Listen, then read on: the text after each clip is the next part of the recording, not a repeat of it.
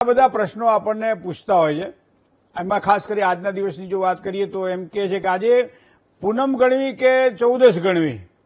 હવે આ દરેકના મોબાઈલમાં એન્ડ્રોઈડમાં આ પંચાંગો આપણને મળતા હોય છે, પણ આપણને એ શરૂઆત ક્યાંથી થાય અને પૂર્ણાવતી ક્યાં થાય એની ખબર આપણને કદાચ તિથિમાન પ્રમાણે જોઈ શકીએ તો તારીખ પ્રમાણે જે સમય હોય એ સમયના આધારે જોઈ શકાતો હોય છે.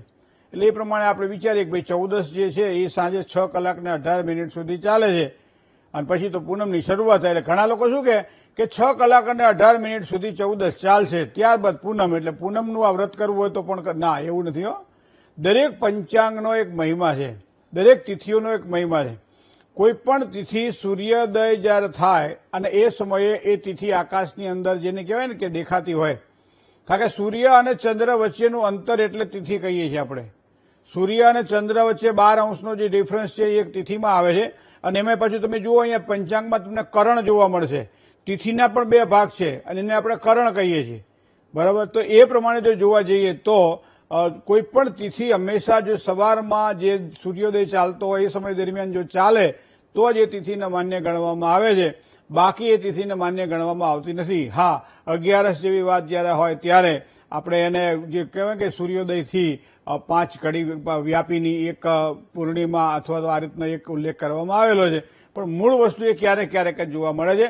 બાકી હંમેશા દરેક તિથિઓ સૂર્યોદય વ્યાપીની છે, માટે આજે ચૌદશ જ દરેક લોકોએ ઉજવવાની રહેશે. પૂર્ણિમાનો દિવસનો મહિમા આજે વિશેષ નથી, આવતીકાલે પૂર્ણિમાનો વિશેષ મહિમા છે. હવે વાત કરીએ દિન વિશેષની. મને જ્યારે જ્યારે ઈચ્છા થાય ત્યારે હું મારા વર્તનને બદલી શકું છું. મને ઈચ્છા થાય ત્યારે હું મારા વાતાવરણને અનુકૂળ કે પ્રતિકૂળ બનાવી શકું છું. મને ઈચ્છા થાય ત્યારે હું મારા પરિવર્તન કરી શકું છું. પણ આ પરિવર્તન ઘણી વખત સ્વભાવના કારણે નથી થતું. કારણ કે આપણે એમ કહીએ કે ભાઈ 12 ગાઉએ બોલી બદલે, તરુવર બદલે શાખા, બાળપણાના કેસ બદલે પણ લખણ ન બદલે લાખા. જે લક્ષણો જે છે એમ કહેવાય છે કે લાકડે આવ્યા હતા ત્યારે જ લાકડે જાય, આવું એક કહેવત ગામડામાં ડોશીઓમાં કે આપણને કે આ લખણ તો લાકડે જશે હવે મહારાજ, હવે ફેરફાર થાય કે એવું નથી. અને એવું લક્ષણ કયું ખબર છે? ઝઘડો. તમારા ઘરની અંદર કોઈ પણ વ્યક્તિ જ્યારે ઝઘડાડું સ્વભાવના હોય, કારણ વગરનું કાં બાજ ને કાં બાજવા વાળો દે, બરાબર, એ હોતો જ હોય. અને ઘણી વખત તો એવી રીતનું બનતું હોય છે કે નાની નાની બાબતોમાં એક સાહિત્યકારે બહુ સરસ વાત કરેલી કે ભાઈ બજારમાં નીકળ્યા અને લોટરીની ટિકિટ લીધી અને વિચાર કર્યો કે એક લોટરીની ટિકિટ ₹1 કરોડ રૂપિયાની લઈ લઈએ તો સારા, અને 10-20 રૂપિયાની લોટરીની ટિકિટ મળતી હતી. 2 જણાએ નક્કી કર્યું ₹1 કરોડ રૂપિયાની લોટરી આપણે લઈએ, નાખી દેતા 50 લાખ તો એમાં આપણને મળશે એમ કે. અને 50 લાખ ના મળે તોય વાંધો નથી, પણ 10 લાખ તો ખોટા નહીં, આવડી મોટી લોટરી છે એટલે 10 લાખ તો આપણને મળશે. એટલે તરત જ ઘરવાળીએ કીધું કે લો, બહુ સારી વાત છે, જો તમને 10 લાખ મળતા હોય તો તમે 5 લાખ મારા ભાઈને તમે આપજો, એને બચારાને બહુ તકલીફ છે અને એના કારણે એ તકલીફમાં એટલો બધો એ સહન કરે છે કે પોતાની ગ્રહસ્થી પરાણે ચલવે છે. તો મારા ભાઈને જો તમે ટેકો કરો તો તમને સારું, એમ કે તમે મોટા તરીકે તમારી માન ઇજ્જત વધે અને સાથે સાથે ઘરમાં તમે વડીલ છો એ જાણ થાય. એટલે પેલા ભાઈએ તરત કીધું કે તારા ભાઈને કોડી ના આપું ને ₹1 ના આપું.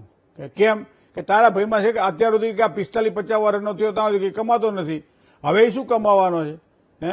તો હવે તો એ તરત પેલી રોડ ઉપર ઝઘડા છે, રોડ ઉપર ભડકી. બાજુ હવે તમે બાળોતિયાના બળેલ, તમે જિંદગીમાં કોઈ ₹1 કાઢેલ નહીં, હવે તમને કોઈ પૈસા આપે તો શું, ના આપે તો શું, ભગવાન કરે લોટરી ના જ લાગે, અને લાગે તો તમારા પૈસા તમને ગંધાય, અમારે શું લેવા? આવા ઝઘડા કારણથી વખત નથી ને. મિત્રો, ઘણી વખત તમે એ જોયું છે કે જે વ્યક્તિ ઘરની અંદર મોભી જે છે, બરાબર છે. હવે બીજું, ઘરની અંદર કોઈ પણ કાર્યમાં નિષ્ણાત છે, તો આ નિષ્ણાત વ્યક્તિ હંમેશા મોટા ભાગે, હવે દુર્વાસા ઋષિનો ક્રોધ આપણે જોયેલો છે કે દુર્વાસા ઋષિમાં એવી તાકાત હતી કે દુર્વાસા ઋષિ એક કૃત્યાને ઊભી કરી શકતા હતા. અમરીશ રાજાની કથા આપણે સાંભળેલી છે કે દુર્વાસા ઋષિ કૃત્યાને ઊભી કરી શકતા હતા, બરાબર. પણ આ દુર્વાસા ઋષિ પોતાના ક્રોધને શાંત નથી કરી શક્યા. કારણ કે આપણે કહ્યું કે ભાઈ લાકડે જાય તો અમુક સ્વભાવગત જે લક્ષણો જે છે એ તો આ પ્રમાણે આપણને જોવા મળે છે, પણ આપણે તો કુંડળીના આધારે જોવું છે.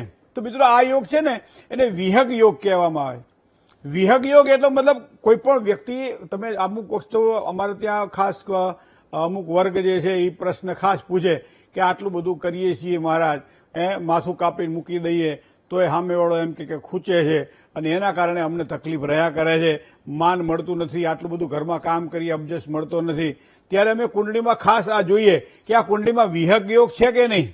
કારણ કે વિયોગ વાળો માણસ હોય ને એ મહેનત બહુ કરે, એવી મહેનત કરે, નિષ્ણાત હોય અને એવી મહેનત કરે કે એના કારણે એને ખૂબ જ રીતે પોતે પોતાના કાર્યને પોતે બની શકે. પણ એક જ એનામાં એક અવગુણ હોય એની ક્રોધનો, એ ઝઘડાનો.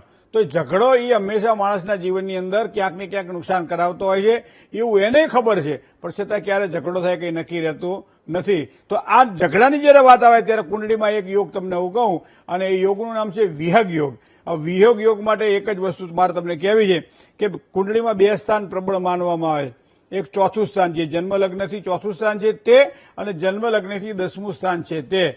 તો ચોથા સ્થાન અને 10મા સ્થાનની વાત કરીએ આપણે તો બધા જ ગ્રહો ચોથા સ્થાનમાં 10મા સ્થાનમાં આવી જતા હોય, બીજા ગ્રહો ક્યાંય કે આજે આડાવાળા બહાર ન પડ્યા હોય ત્યારે આ વિહગ યોગ નામનો બોલે છે.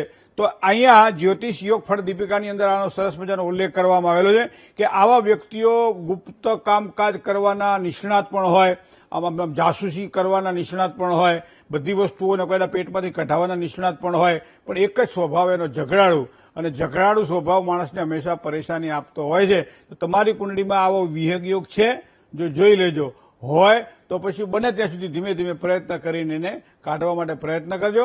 કારણ કે એ વસ્તુ એવી છે ઝઘડો કે કોઈને સારો લાગ્યો નથી, કોઈને સારો લાગશે નહીં. તો જ્યોતિષની નાની બાબતોને આપણે સમજવી રહી. જય ગણેશ. મિત્રો, મેષથી માંડી અને મીન રાશિ સુધીના જાતકોનો કેવો રહેશે આજનો દિવસ, આપના પ્રશ્નના જવાબ પણ લઈએ, પણ એ પહેલા એક નાનકડો વિરામ.